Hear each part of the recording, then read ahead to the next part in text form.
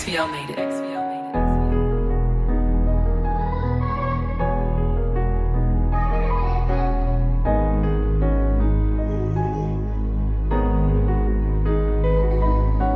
จับเดี๋ยวฟังให้หกปากเดี๋ยวกูตามไปลูดเรื่องของกูมึงไม่ต้องยุ่ง On street เดินทางมาไกลกูนั่งกับพี่ยันลุง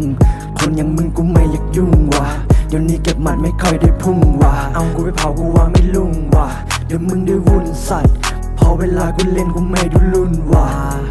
Yeah เวลากูเล่นกูไม่ดูรุ่นว่ะ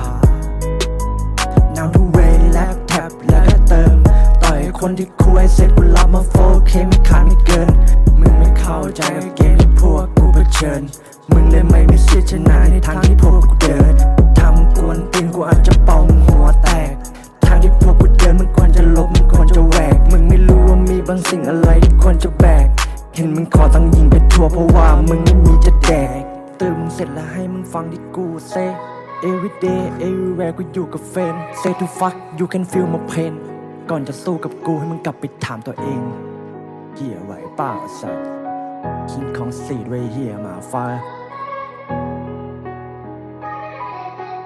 จับเดี๋ยวฟังให้หกปากเดี๋ยวกูตามไปลูดเรื่องของกูมึงไม่ต้องยุ่ง XVL made it. On street เดินทางมาไกลกูนั่งกับพี่ยันลุง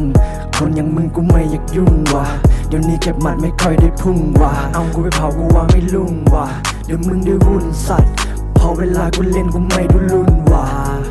Yeah เวลากูเล่นกูไม่ดูรุ่นว่ะ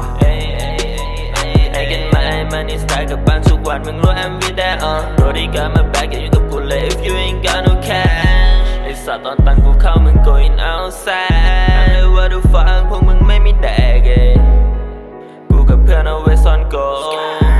อย่ากวนตีนกูเยอะไอ้สัตว์ไอ้เอโนโจไอ้ก็ได้เกณฑ์มานี่ทุกครั้งที่กูนะโวชีวิตมันก็แค่นี้แหละไอ้สัตว์ just like ไอ้โช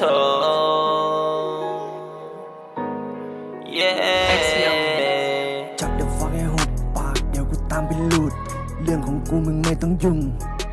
On street เดินทางมาไกลกูนั่งกับพี่ยันลุง